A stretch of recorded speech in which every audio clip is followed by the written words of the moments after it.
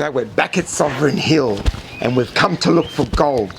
1851 and everyone's migrating to find their luck and strike it rich. I'm here with Jenny, Kate and a couple of our friends from Italy, Valentina and Nichola, and we're going to discover Sovereign Hill and show you something probably that we didn't show you last time. So let's check it out.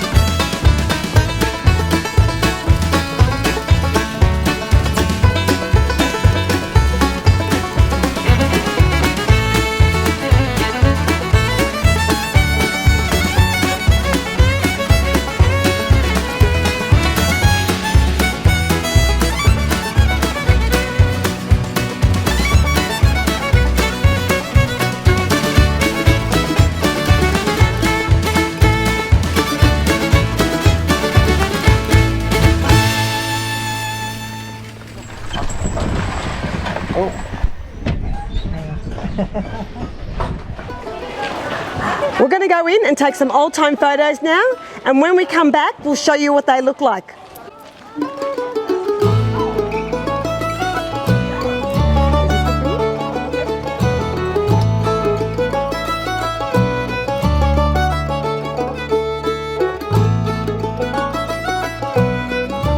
In 1851, the discovery of gold here in Ballarat caused an initial rush in those early days.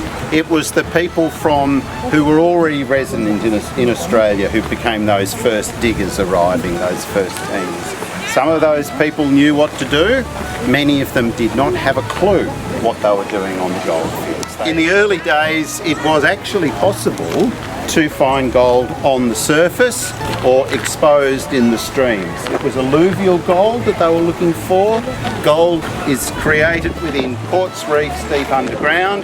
When those quartz reefs are exposed to the surface, they are weathered and that gold is washed down into the streams. And not only into the surface streams that you see here, but into streams that have been on the surface for millions of years and are now buried deep below the ground. And as the diggers here in Ballarat found, and in other areas of course, that's where the richest deposits were, actually quite deep underground. So you've come to the diggings. Most of you are very green, you don't quite know what you're doing. It's taken you quite some time. You've walked from Melbourne. If you had a little bit of money, you might have been able to employ someone with a bullock dray or a horse and cart. Would have taken you even longer if you did that because there were no roads. Winter, muddy as heck, in summer, full of dust. So probably it would have been quicker just to walk and buy your gear when you get here rather than buy it at highly inflated prices in Melbourne. So you arrive on the diggings. The first thing you need to do before you even step foot anywhere near a gold pan or anything like that is to buy your gold licence. Now the early days on the diggings there was no licence system, but it didn't take the colonial authorities much time to come and arrive. Here is our commissioner's tent over here. They're the people you need to find to buy your licence. Now that cost you £2 for 3 months, irrespective of whether of you were finding gold. If there was a group of 4 of you, and those little teams were the most successful, and one of them was just going to be the cook, too bad, they still need a licence. These licences, flimsy bits of paper, had to be on your person at all times. So if you were working, slaving away, sweating, hot, dry, you know, whatever, these things would deteriorate, but they had to be on your person. They couldn't be in a tent. Hey you! Where's your licence? It's in my tent. Oh, bite a while, I'll go and get it. The hell you will. You're supposed to carry it at all times and produce it on demand. Oh, I'm up to my shanks in slush there. Then fret yourself, I'll just get it out of here. You are under arrest. Now that system was enforced by the police, the Goldfields police, who were notoriously corrupt. Many of them were ex-convicts from Van Diemen's Land, from Tasmania. The corruption of the police was really encouraged by the payment system. They were paid £22 a year. It was not a huge wage, but their fine system meant that for any fine that they issued, they would get 50% of it. So those people who did do well, may well have brought their wife out, and they would create these rather more permanent structures, still using local materials, particularly that one down there with the bark hut. Still much better than a calico tent. Check out some of the early businesses that were on the Goldfields, because many people came out, they did have a bit of a trade behind them, and they found that it was a much better life, much more lucrative life to actually sell services to the diggers. It was a term called mining the miners, and a lot of people were very successful in that. I'm John Crease, I'm the finest butcher on the diggings. I'm the only butcher on the diggings. Oh, well, that's a bit so you got no choice. What do you reckon this is, you lot? Come on. Mutton. Well done, young man. The farmer sold to me, said, there you go, Crease, it's fine lamb that had 4 teeth when I lopped its head off. Mutton, old sheep. Takes a bit of cooking, you have to be very patient with it. It's very tasty, but takes a little time to get to the tender stage. But you know what, this has been hanging up for 5 days, getting a bit ripe. But at 4 o'clock I'll have another 100 head of sheep in, and fine lamb, the coffee will call it. The boys and I'll have them finished off in 2 hours. We just peel them, unzip them, and lop their heads off. And then I'll have this. Well, I'm not a butcher by trade. I came out looking for gold like the rest of you. I wasn't good and I'm too old. But I've always been handy with a knife. So, I sell you the lumps, you can carve the chops. But anyway, I'll have an auction and I'll be selling off the stuff you really want. Nobody wants that, it's lean meat. That's not going to give you any energy, sir. You're working like a madman over there. You mean thousands of what do they call them these days? Calorific content or something. Anyway, so you're not going to get that from lean meat, you're going to get it from the fat, which I've had to cut off because that's what the maggots get into. But this is what I'm going to sell you. 7 o'clock, you'll all be lined up. You know what you're going to be bidding for? Which bit? Mutton balls. Oh, tongue. The tongue. The sweetest part, the cheeks. After that, the liver. Yes, madam. Raise your eyebrows at me. Very good for women. You know why? I heard that. You know why? What was that? Full of iron. There's an intelligent woman right there. It's full of iron, that's right. You people who turn your noses up, this is the stuff that the royalty eats. They don't eat the lean meat. No! They leave that to you lot. They're after the liver. Your Viking king, when he wins a battle, they sacrifice a goat. They don't reach into the goat and hand him a chop. They reach in and hand him the still steaming liver and he eats it on the spot. So liver, kidneys, heart, brains, crumb those, brains, what else? Oh, tripe, stomach lining, intestines, what do we use those for? Sausages. I'll squeeze them out for you. If you fancy, you can wash them in the creek, but otherwise, I'll sell you the makings too, all the bits I can't sell on their own. Basically, it's the back end of the sheep and the front end of the sheep. Meat donuts, I call them. I chop all those up, make sure you mix them up with about 60% damper, otherwise you'll make yourself sick. Get a bit of rosemary from Mr. Wu. I've got him growing that in the Chinese village. Roll them up. Word of advice, never look too closely at what's in a sausage. Just accept them for the little bundles of joy they are. But so that's what you'll be having. And also, if you happen to see Francis, you know Francis? Francis walked by. He had a lovely joke with me, Francis. I've known Francis for a couple of years, which is a long time on the diggings. We moved around to all the diggings together. Francis walked by and said, "Oi, Crease!" And I said, "What is it, Francis?" And he said, "I figured out how to cook your mutton." And I said, "Oh, what do you do, Francis?" And he said, "You get a pot." I said, "Good." "You get a rock." I said, "Good." "You put the rock in the pot." "Ah, you put the pot on the fire, you fill it up with water, right? You put your mutton in, you boil it for 3 hours.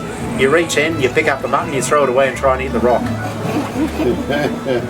I'm a really good shot with a rock. It took him 20 minutes to wake up. But anyway, I've got what he wanted, and that's a sheep's head, complete. Well, not complete. I don't give him the cheeks, I don't give him the tongue. But what they do is they boil this into a stew. I break all the bones, so all the marrow juices come out. It's very nice. They keep it boiling, and they just keep adding stuff to it. So it becomes a soup. This can keep them going for a week.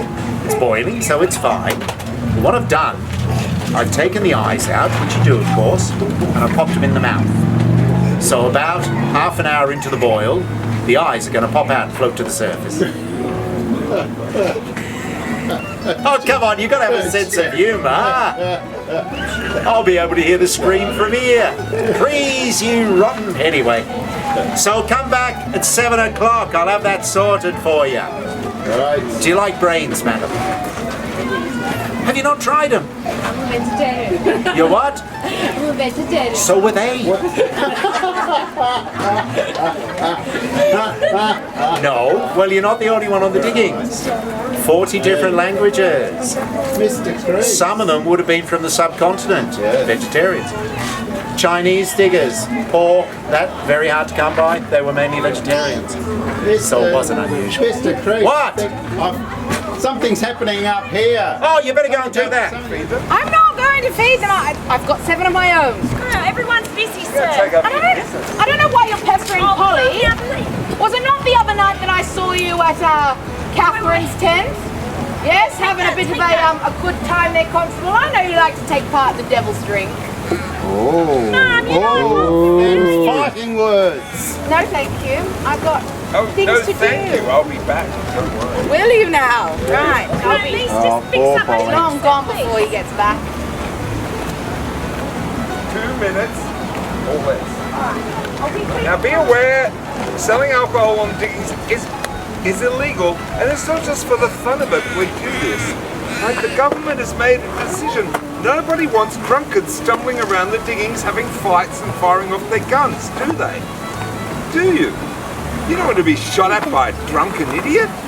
No, that's why alcohol's been banned on the diggings. If you want to go to the main street and the hotels, that's fine. They have a license. But here on the diggings, we do not want drunkards. Do we, sir? What? Yes, and meanwhile, the richer not sure get he's the richer right man to ask, and the sir. poor starve and die. And you are under arrest as well. I'll be back to get you in a moment. But I had no more for the blossom and refuge.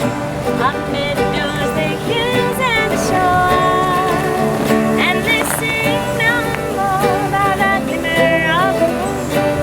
Bench by that look at the door. Now the day goes by like a shadow of a heart, where sorrow once was delight. And if you want days to the trouble of mine, then okay.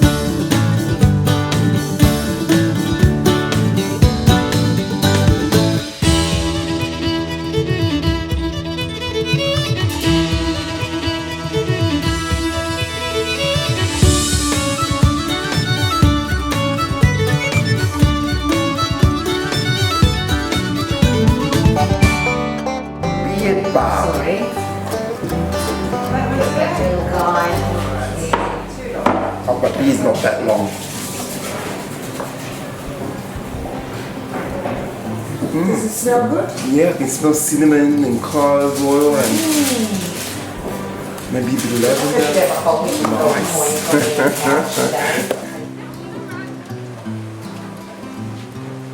I've got the minus platter, and as you can see, we've got a selection of hams, cheese, biscuits, bread, and a little bit of pickled vegetables. Anyway, looking forward to tucking into that. Oh, and to accompany with a Furby's pale ale.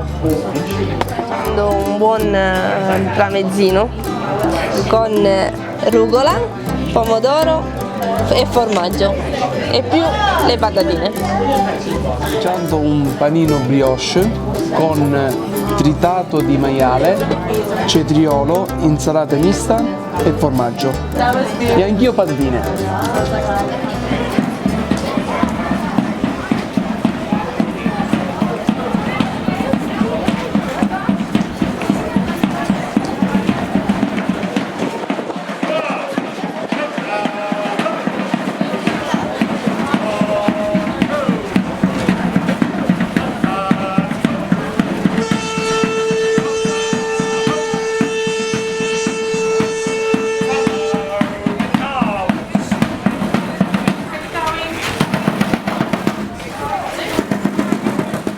People of the township of Ballarat, citizens of Empire. What you see before you is a group of men wearing the uniform and the colours of the 2nd Somersetshire Regiment of Foot, which was formed in Nova Scotia in what would become Canada in the year 1717. Since that time, it has become one of the most highly decorated regiments in Her Majesty's line. It has served throughout the continents of the world. It has taken part in action in Egypt, Portugal, Spain, the North and South Americas, India and China, to name but a few. Its greatest moment was undoubtedly at the Battle of Waterloo, where the entire regiment at that time was personally congratulated by the Iron Duke himself, the Duke of Wellington, on the extraordinary bravery of those men, while facing the forces of His Imperial Majesty Napoleon Bonaparte. Since that time, we have once again resumed a troubleshooting role, and here in your Antipodean colonies, we have been involved in the escort of gold from Ballarat to Melbourne town. We also took part in something what you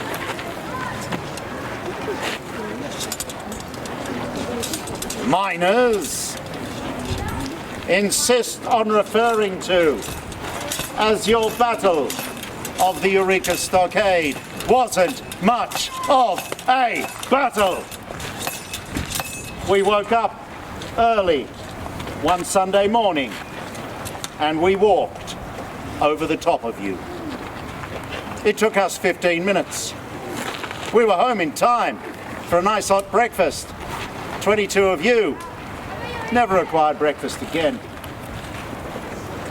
What we're about to do now is fire off a series of shots. I take this opportunity to warn you, these are exceptionally loud. These are not small caliber pop guns. These are 58 caliber rifled muskets. These are handheld cannon. Therefore, if you have a small child or bubby with you, you will ensure that its ears are covered, or its ears will be a ringing. It will be a crying, and it won't be my fault. Squad, order, arms, advance, arms, shoulder, arms.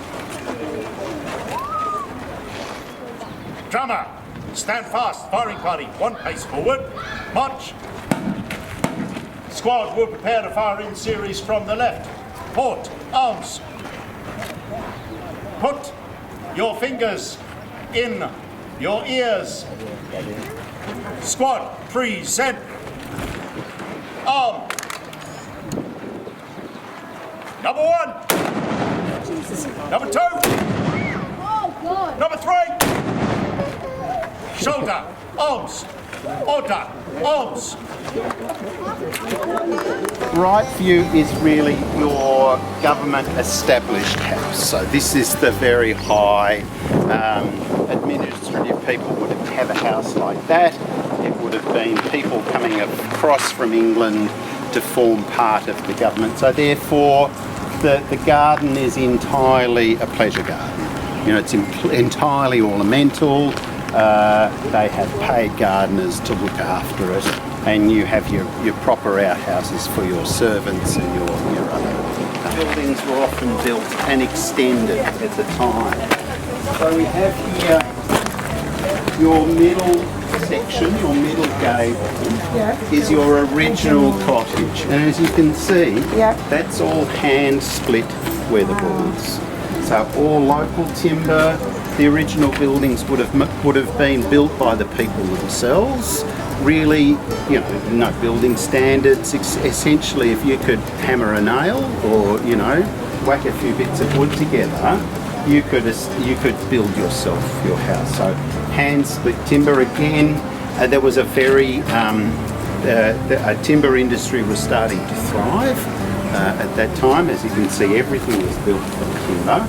So when time came to extend a house, a bit more money or a bit more family, they might have gone to something like this, which is actually machine sawn, but still very rough weatherboards. You can still see the saw marks drawn. Did they actually paint?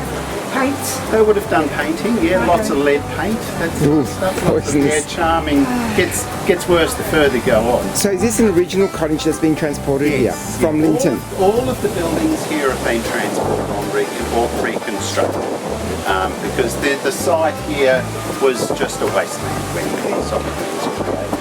So that's the second sort of style, and then a little bit later they're doing a little bit better for themselves, and the standards of materials that they can own is a bit better. So these have been, but you've got a bit of moulding here done to the timber. The timber has been dressed. It's a little bit better quality, but to have each represented in the one cottage is really interesting. It is a beautiful an example of the way buildings were built on and extended.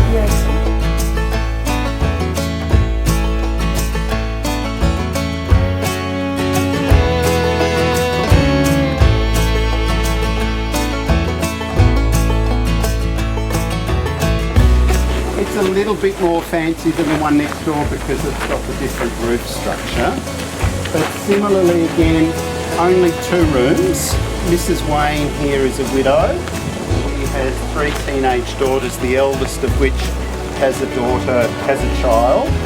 Her husband has moved to the Bendigo diggings. Not much of a father, so she's returned. So there's 3 generations living in this one. Only two rooms.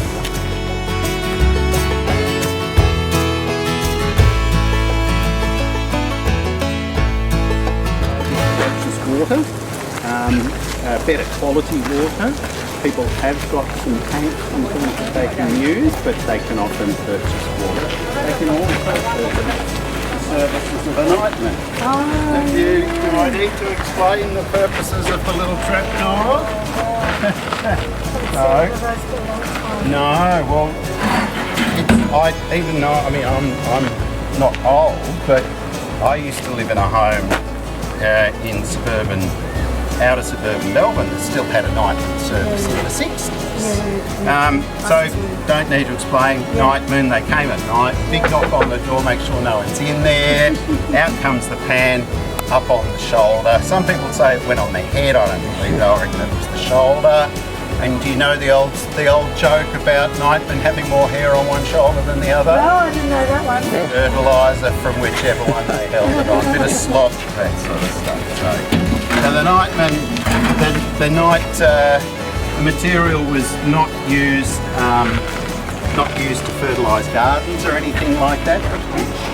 Now this is what the difference here is. The very busy people don't really have much time for vegetables, but they have a more, the exotics sort of going on here. Now, the Chambers are a couple who are very ambitious, and Mr. Chambers works in one of the shops in town and is doing night courses to employ. Similar thing, only the 2 rooms and the lean-to out the back. This is very typical of a miner's cottage that you would find throughout Ballarat and Bendigo. in that when you wanted to extend, you just build another one of those. On the other side, this stayed the same. That became a hallway door rather than the back. All very.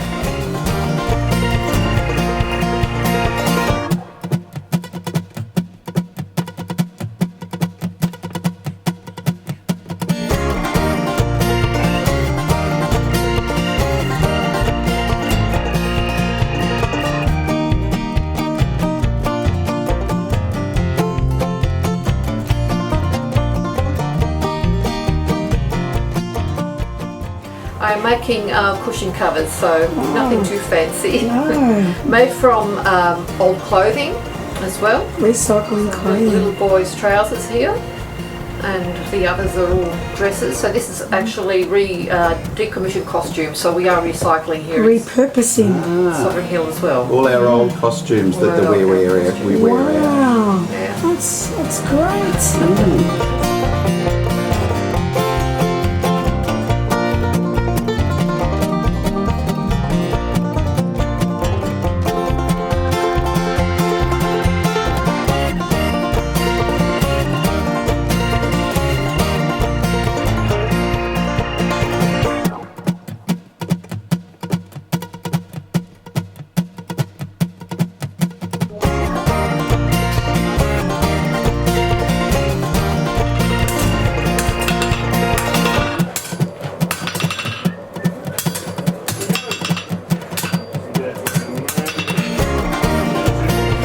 Overseas guests are trying an apple pie and vanilla slices. I'll have to ask them in Italian. What's up, anything? Good. Buonissimo. You've heard it from the Italians. Buon appetit.